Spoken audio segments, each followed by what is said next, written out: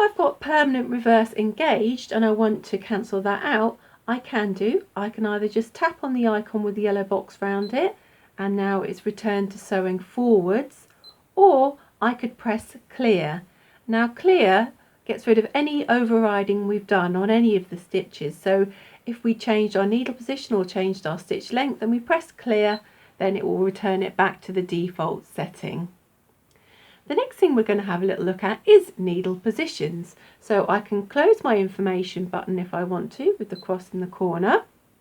Now we're on a straight stitch and we have a central needle position selected, but I have my buttons here. Now using my needle position button I can move the position of my needle over if I want, and I have 11 different positions. So I could move over to a very far right position, which is 5, or I could move over to a very far left position, which is -5. Changing needle position is really helpful if you are doing something like putting in a zip and you need a different position, or you want to use the side of your foot as a guide. That's another occasion where you might want to change your needle position. I find I do this all the time when I'm sewing.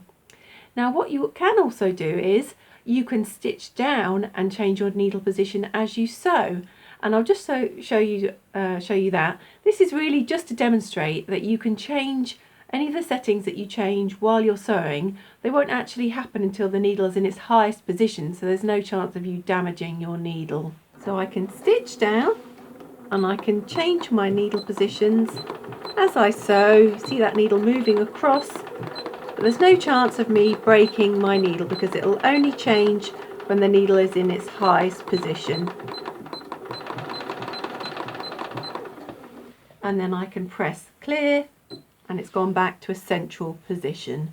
When I sew, the needle stops in the up position, but I can set this so the needle will stop down in the work, and I do that by pressing this icon here, and the needle has now sunk down and is appearing below the line. This is really useful if I want to make sure my work is anchored and it's not going to move, especially if you've got slippy fabrics, if you want to have a rest before you continue to sew. Now if I put my foot on the foot control, it will stitch down and it will stop with the needle in the work. If I want to bring my needle up, or if I've got one more stitch that I want to do, I can use my needle up, needle down button.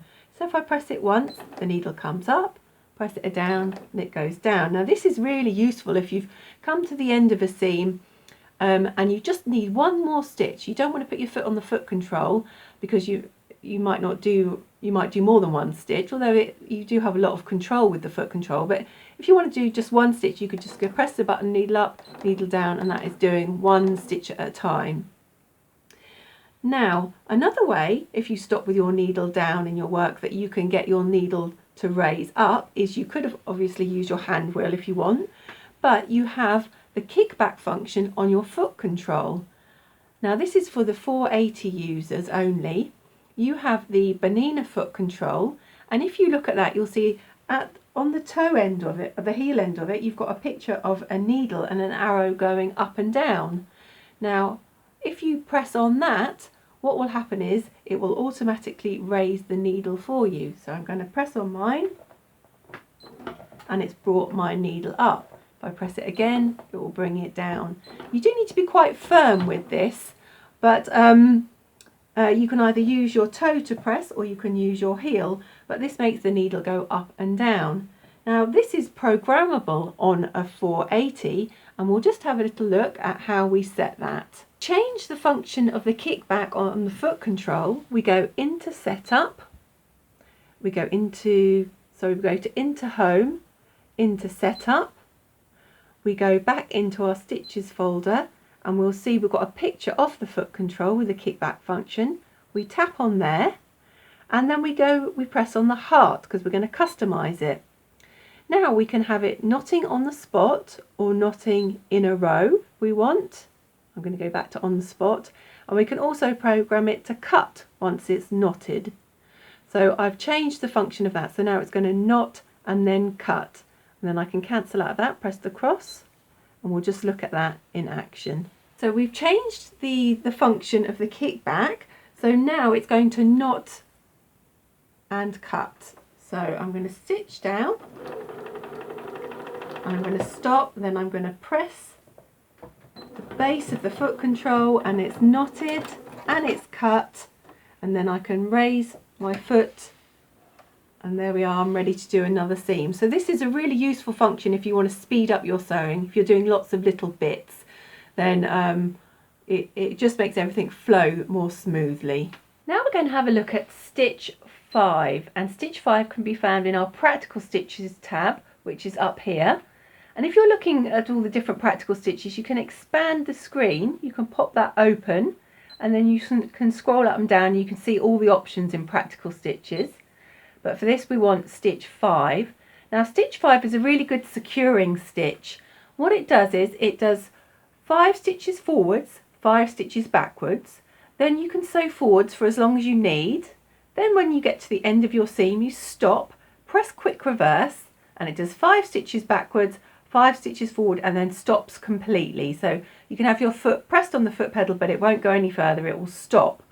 Now this is a brilliant stitch if you want a nice firm secure if you're dressmaking or a home decoration project, and you want all your securings to be even, you want it to be exactly the same across the board. If I use quick reverse, occasionally I might get one or more stitches. It's not quite so even, but with stitch 5 I know I'm always going to have that set number of stitches forwards and backwards. So now we're going to go and look at that being stitched out. Okay, so we've got stitch 5 selected. We're going to start to sew. So I'm holding my ends, and it's going to do 5 forwards, automatically 5 back. Then we can sew until we get to the end of our seam. Then when we reach the end, we stop at the bottom. Then I poke quick reverse just to tell it I'd like it to finish the sequence off. So just press that in and it beeps. Now it will go backwards, and it will go forwards, and it will stop completely.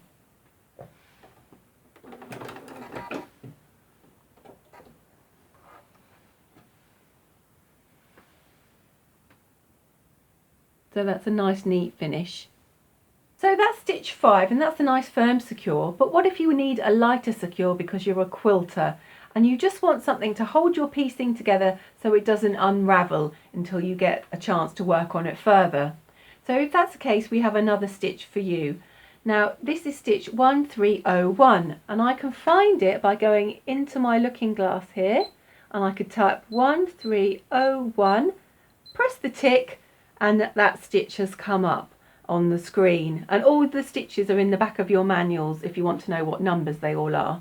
So I could look it up that way, or if I go back, I could just go into my quilting section. So here we have a little picture of a quilt, and that's where all your quilting stitches are. So they're all in there, and I can expand that screen again if I want.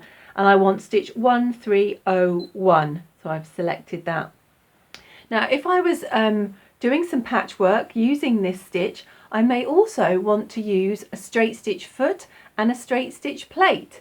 So if I use a straight stitch plate, I can go in and tell the machine that I've changed it over.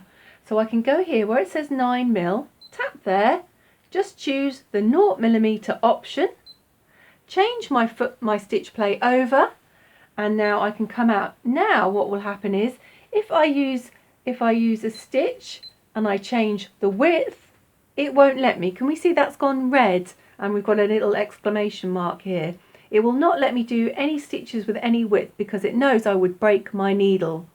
So that's an excellent option if you are working on patchwork or fine fabrics and you're getting flagging where the thread is being pulled into the throat of the machine, then you might want to go and put your straight stitch plate on. But remember to go in and tell the machine, because that way you won't end up with broken needles. So now I'm just going to stitch out stitch 1301. So I can put my foot on the foot control, and it will do 1/4 inch of tiny stitches. Then it will go into its normal stitch length. And again, you can sew as long as your seam needs to be. Then when we reach the end, we stop 1/4 inch from the end. Press quick reverse, put our foot on the pedal, and it does 1/4 inch of little tiny stitches and stops, just enough to hold our work together, but without creating any bulk. So now I'm going to go back in. I'm just going to tell the machine that I've got a 9mm stitch plate on because I've got my 9mm on. So I've gone back and it says 9mm now, and I can come out of that. And I'm going to go back in and I'm going to go into practical stitches, and I'm going to set just a standard straight stitch, and I'm going to press clear to take any overriding that I've done out of that. So now we're back onto a straight stitch. Now what we're going to look at is using the knot. So we turned the automatic knot off, which it did after I'd used the scissors, but what if I actually do want to have a knot? Well, if I do, all I have to do is press the knot button before I start to sew, and that's appeared on screen, so I know I've activated it. Now when I start to sew, it will do a little securing knot at the beginning, and then I can carry on sewing. If I want a knot to end, I just press the knot while I'm sewing, and it will do a knot and then stop.